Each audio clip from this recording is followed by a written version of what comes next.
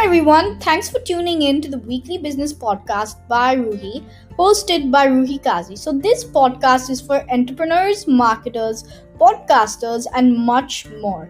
In this podcast series, I'll be bringing on experts, industry, and thought leaders to share their insight, growth strategies, etc., on many topics ranging from marketing to the music industry and beyond.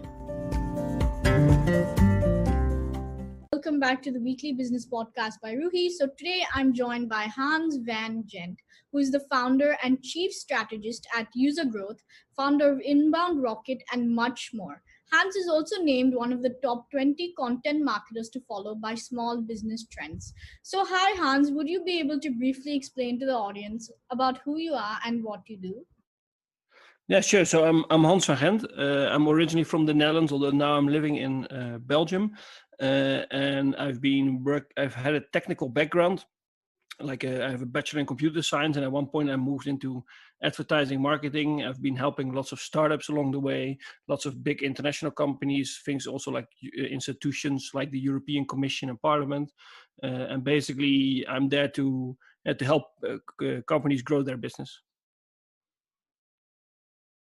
Wow, that's fantastic. So, my first question is, so what sorts of content should businesses and also people be creating, and how can this be distributed?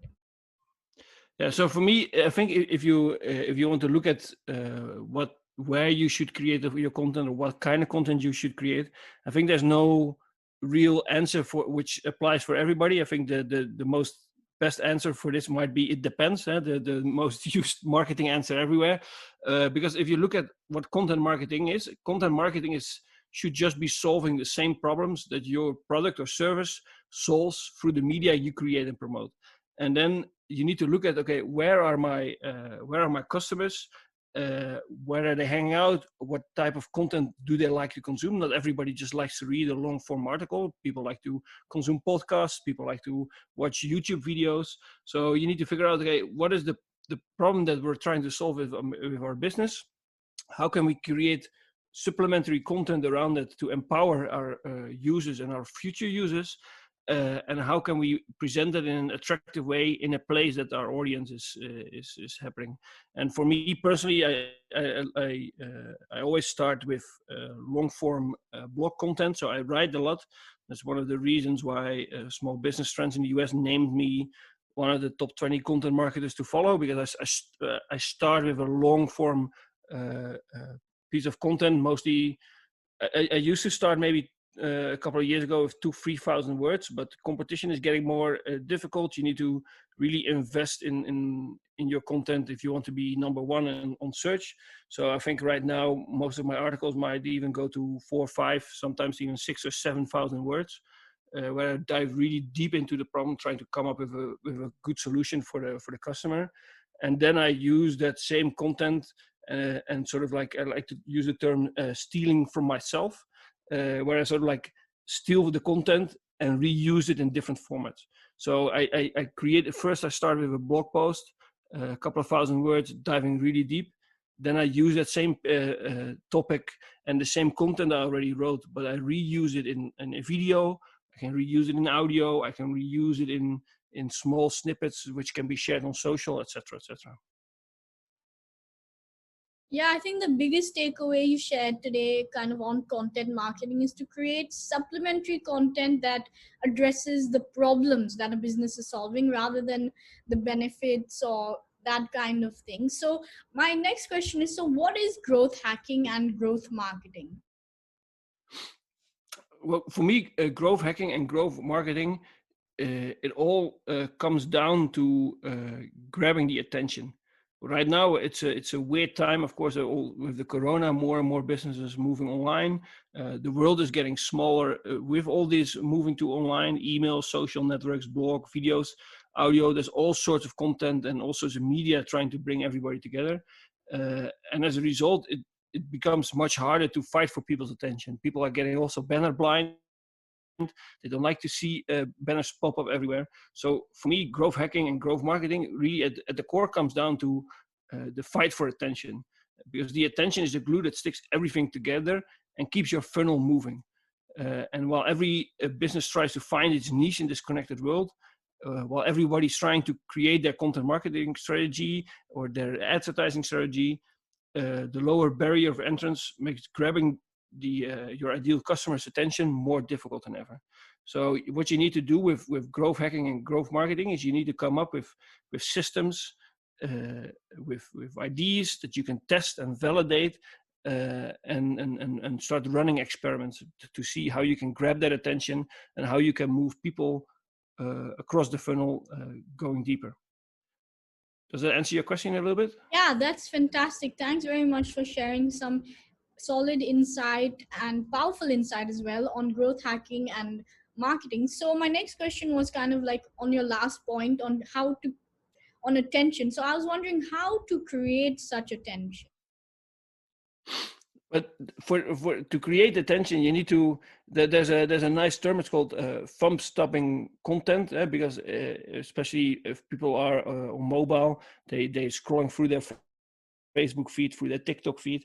You want to create content that helps people to press the thumb on their phone screen to stop whatever they're scrolling they're doing and to really consume it. So you need to create content. You need to create marketing material that really grabs the attention of people, and there can be lots of psychological tricks for this, branding tricks. You see people sort of sometimes I saw a thing in the last couple of years where people create like a sort of a fake Facebook advertising as an advertising. And what I mean with that is like they create part of an advertising, but then they create a picture which shows like looks like the hand is coming out of the screen grabbing you. Things like this. You want something to grab the attention of people. Yeah, that's a fantastic point you shared today on kind of fun stopping content. So my next question was kind of like how can businesses etc implement such growth tactics and strategies?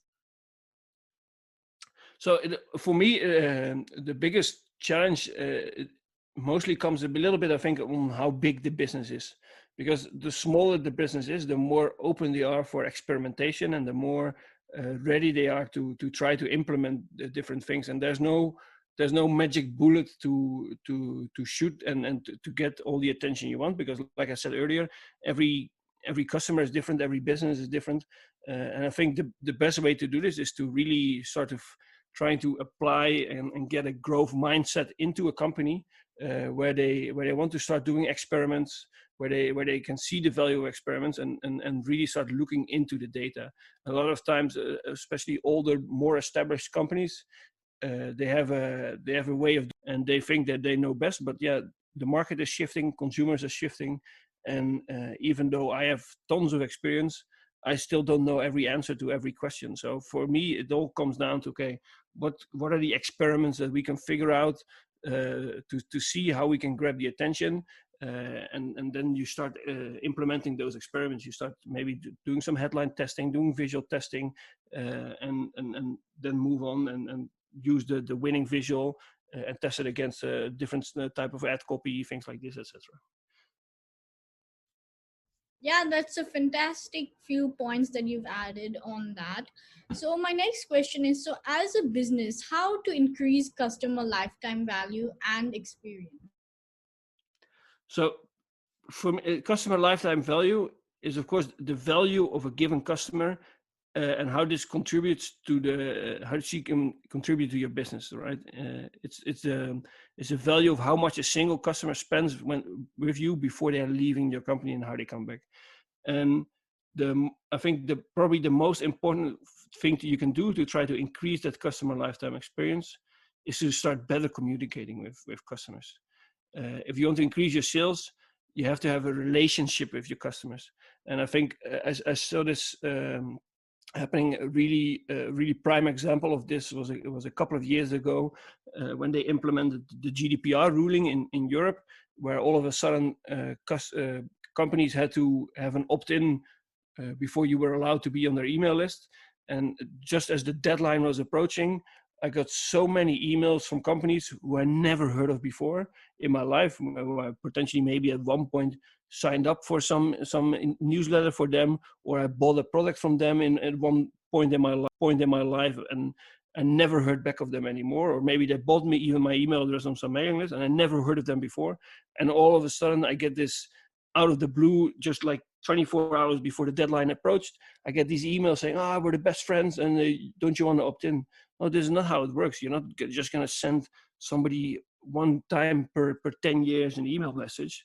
You need to build a relationship with people. And the best way to do this is by communicating. If you want to you need to create a powerful brand with excellent brand loyalty and brand advocates. You need to communicate with them. You need to consistently deliver on your brand promise, meeting the expectations set for your customers, and interacting with them, because that's what's built your brand, and that what in the end will help you increase your customer lifetime value, I think.